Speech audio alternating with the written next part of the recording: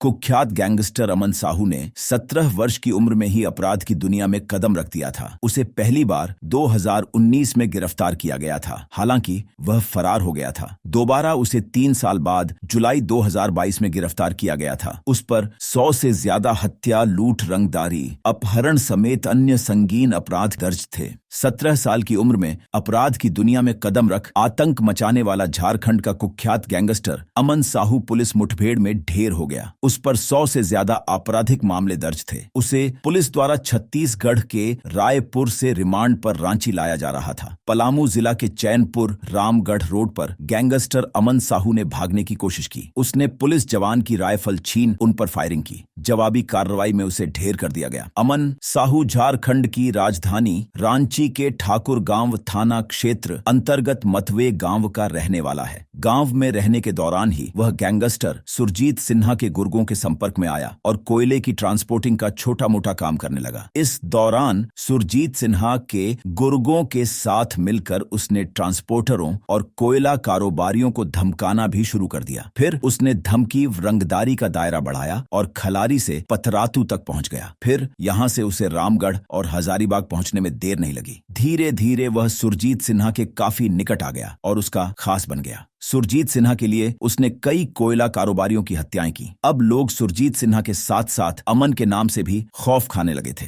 कोयलांचल में उसका खौफ इतना बढ़ गया था कि उसके नाम से भी रंगदारी उठने लगी थी। 2022 में जब उसकी गिरफ्तारी हुई तो अपने खास गुर्गे मयंक सिंह के जरिए वह जेल से ही सल्तनत चलाने लगा। फिर एक वक्त आया जब उसने सुरजीत सिन्हा के गैंग से अलग होकर अपना गैंग खड़ा कर लिया। फिर उसकी अपनी रंगदारी उठने लगी। इस दौरान उसने राजेंद्र साहू जैसे कुछ बड़े नेता और कारोबारियों की हत्या भी कराई, जिससे वह राज्य के टॉप गैंगस्टरों में शामिल हो गया। उसे जानने वाले बताते हैं कि महज 25 साल की उम्र में ही अमन साहू के पास 50 करोड़ से ज्यादा की संपत्ति हो गई थी। उसका साम्राज्य राज्य के 8 जिलों में फैल चुका था। अमन साहू के देश के टॉप गैंगस्टर लॉरेंस बिश्नोई से भी कनेक्शन था। उसे जानने वाले बताते हैं कि उसने और लॉरेंस ने एक साथ इंजीनियरिंग की पढ़ाई पंजाब के एक इंजीनियरिंग कॉलेज से की थी। जब वह टॉप का डॉन बना तो दोनों के बीच कारोबारी संबंध भी बढ़े। वह लॉरेंस के झारखंड, छत्तीसगढ़ और बिहार का काम संभालने लगा। लॉरेंस और अमन के गैंग ने मिलकर छत्तीसगढ़ में कारोबारी के ठिकाने पर फायरिंग की थी, जिसके आरोप में अमन रायपुर की जेल में था। इतना ही नहीं, अमन लॉरेंस से हथियार मंगवाकर यहाँ के नक्सलियों को सप्लाई करने का काम भी करता था। अमन साहू गिरोह के द्वारा झारखंड पुलिस के साथ साथ झारखंड में कोयले का कारोबार करने वाले व्यापारी, ट्रांसपोर्टर, ठेकेदारों के साथ साथ रियल एस्टेट कारोबारी और बिल्डर भी परेशान थे। सभी वर्गों से वह सेवा रंगदारी के रूप में वसूली करता था। नहीं मिलने पर हत्या जैसे संगीन अपराध को अपने गुर्गों के माध्यम से अंजाम दिलवाया करता था। उसके गैंग से जुड़े हुए अपराधियों के द्वारा